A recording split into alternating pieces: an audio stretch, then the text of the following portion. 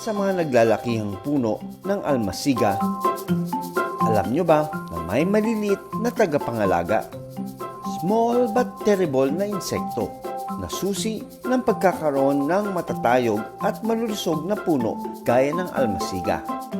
Sa mga hindi nakakilala sa mga endemic trees natin, merong tinatawag na almasiga. Pag inamoy mo, ang lakas ng aroma niya.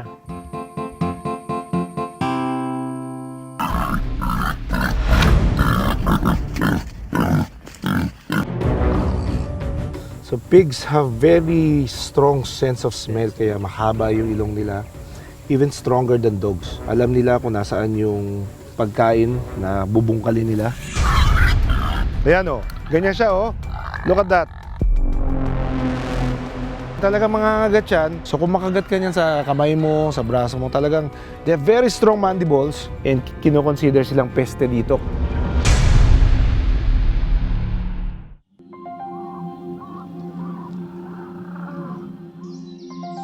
Ang matayog na puno ng almasiga, siga sa dami ng benepisyo.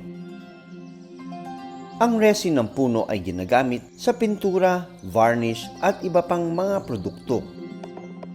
Habang ang kahoy nito ay ginagamit sa konstruksyon, insenso at gamot sa iba't ibang sakit. At sa mga naglalakihang puno ng almasiga, alam nyo ba na may maliliit na tagapangalaga? Ang insektong ito, maliksi at mukhang may nais pagtaguan. Nakamasid naman sa kanya ang binansagang daddy long legs dahil sa mahaba nitong paa. Sa ibaba ng puno, kapansin-pansin ang pakurba at makulay na balat ng isa pang beetle. Ang milipid naman, nakarolyo at parang ayaw magpaabala. Ilan lang yan sa mga small but terrible na insekto na susi ng pagkakaroon ng matatayog at malulusog na puno gaya ng almasiga.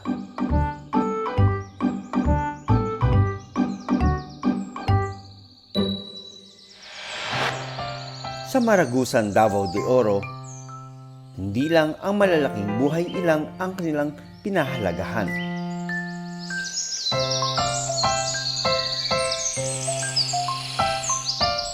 Dahil maging ang pinakamaliliit na insekto, malaki raw ang silbi sa pagkakaroon ng malagong kagubatan.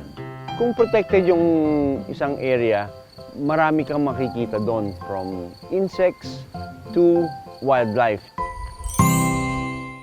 Para maiwasan ang impeksyon sa mga puno ng sanhi ng fungus, tawagin natin ang pleasing fungus beetle. Marahan nitong binabaybay ang maliliit na dahon.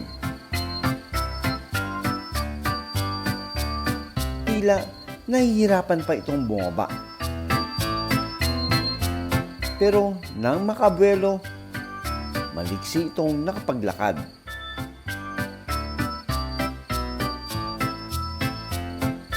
Matapos ang pag-iikot nito sa mga dahon, nakita rin niya ang kanyang pakay, ang kakahuyan. That species is an undescribed species, so potential ho siya na new species. Yung role ng pleasing fungus beetle is that they eat the fungus. They're so-called mycophagus. Very important yan kasi yung mga almasiga, pag medyo hindi maganda yung paghiwa ng samad doon sa body, magi-infect yung fungus doon sa resin. So yung fungus naman, sa yung sumisira sa almasiga. Ang isa namang ito, daddy long legs kung tawagin. Bilugan at mahaba ang kanyang mapaa. Paliwanag ng zoo and wildlife practitioner na si Dr. Romulo Bernardo, hindi ito kauri na mga gagamba. Arthropod natin na tawagin, kasi hindi naman siya gagamba. Sila hindi ay kumakain ng mga microscopic na mga debris, yung mga nagde-decompose. Kapamilya rin sila ng yung mga ticks, yan, yung mga scorpions.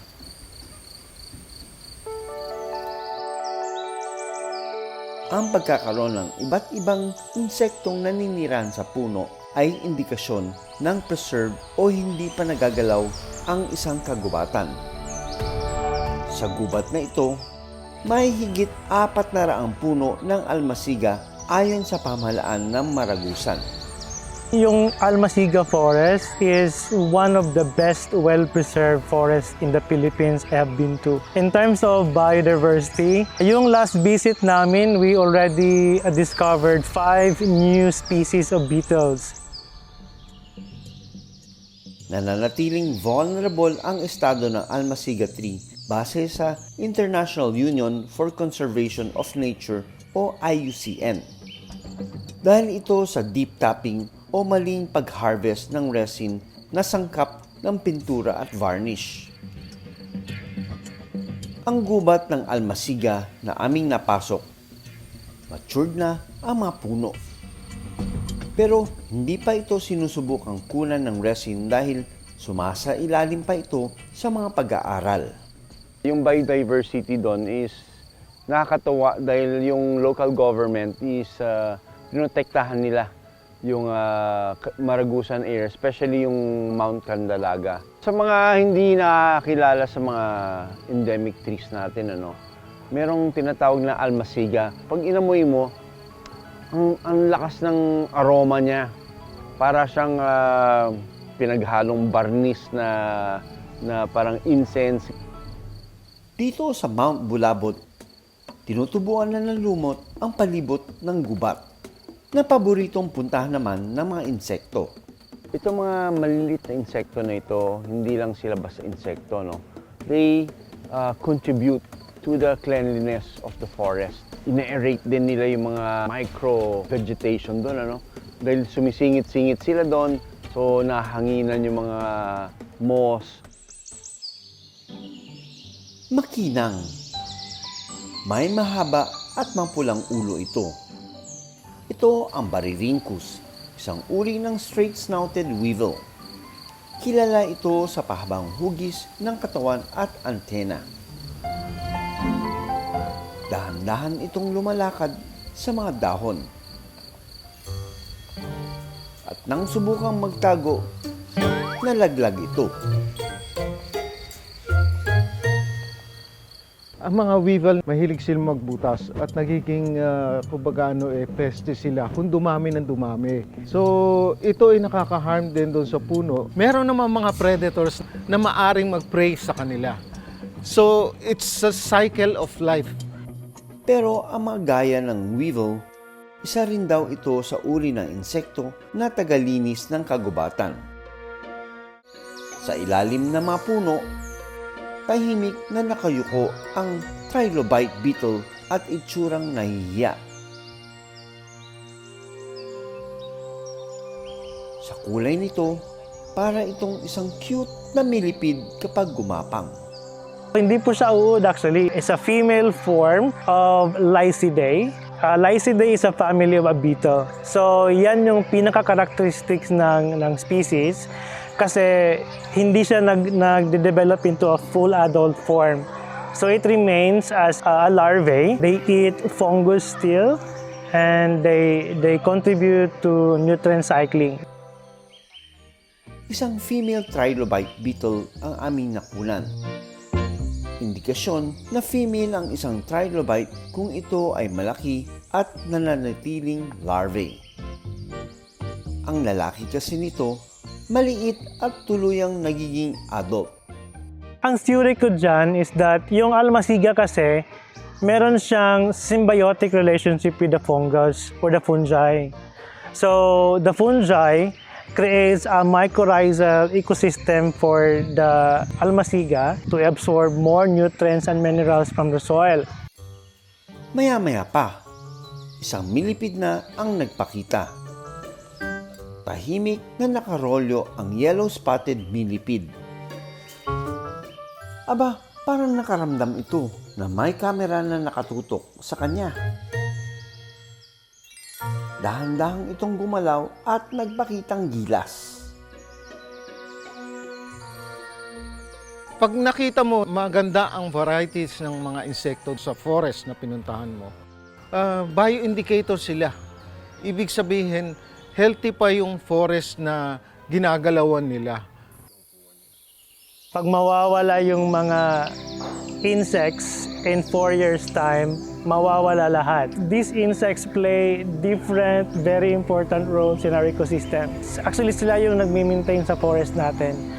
So, pag mawawala sila, mawawala din yung forest natin.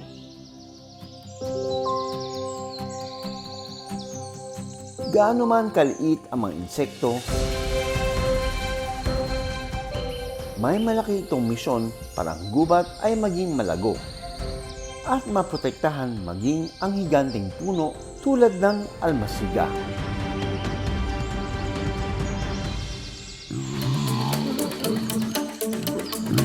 Tahimik na nagpapahinga ang baboy ramo.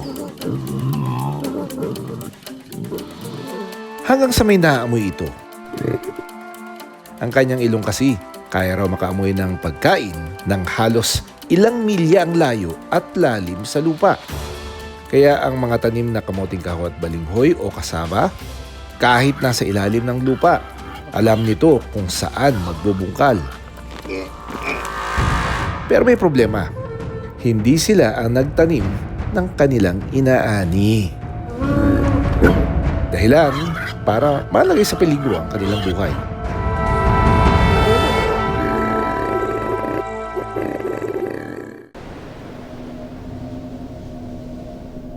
Sa taniman, una pa raw itong umaani ng halamang ugat o root crops ng mga magsasaka.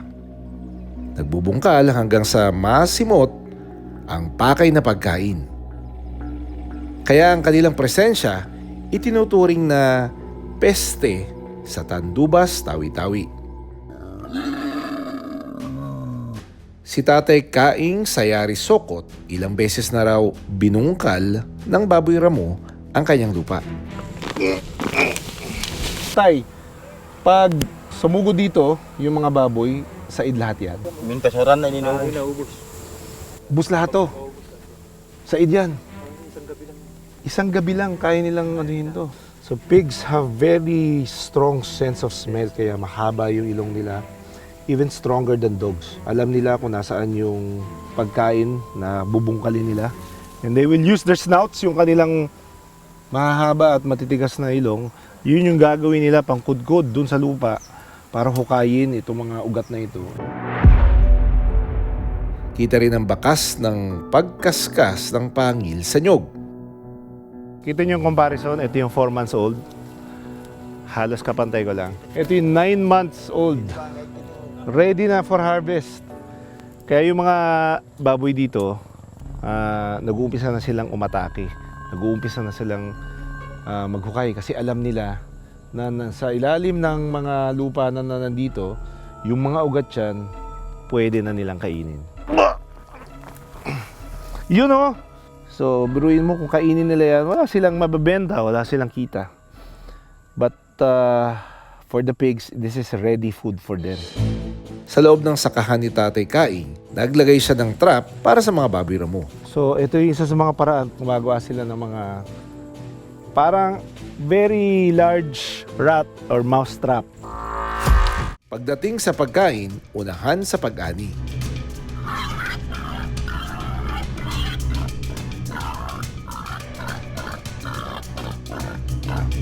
Ganito raw ang sitwasyon sa mga barangay na maraming baboy ramo.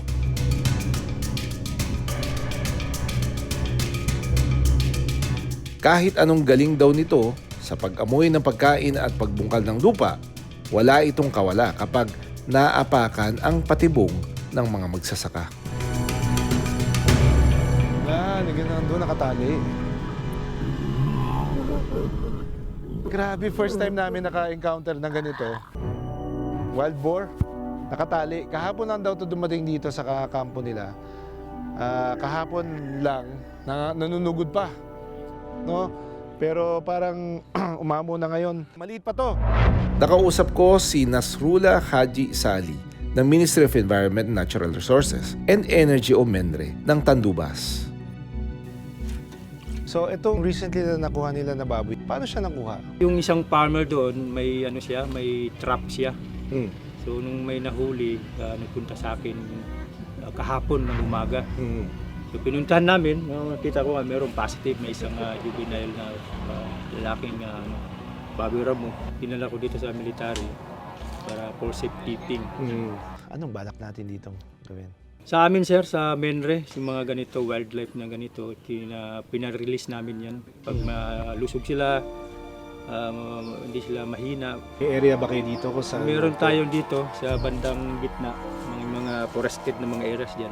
Kahit maliit at nakatali ang baboy ramo, ipinakita pa rin nito ang kanyang tapang. Ayan o, ganyan siya o. Look at that.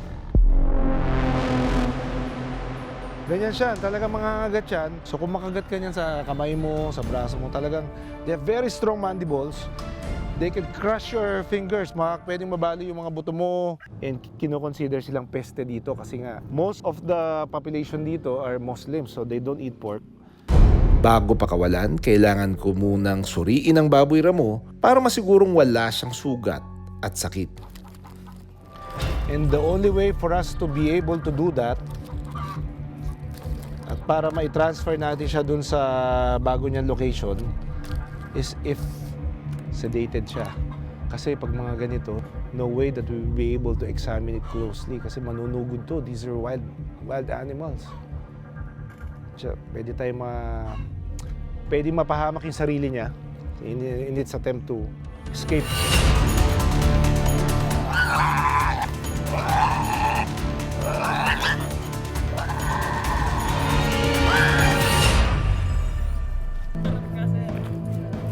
Yan, sige.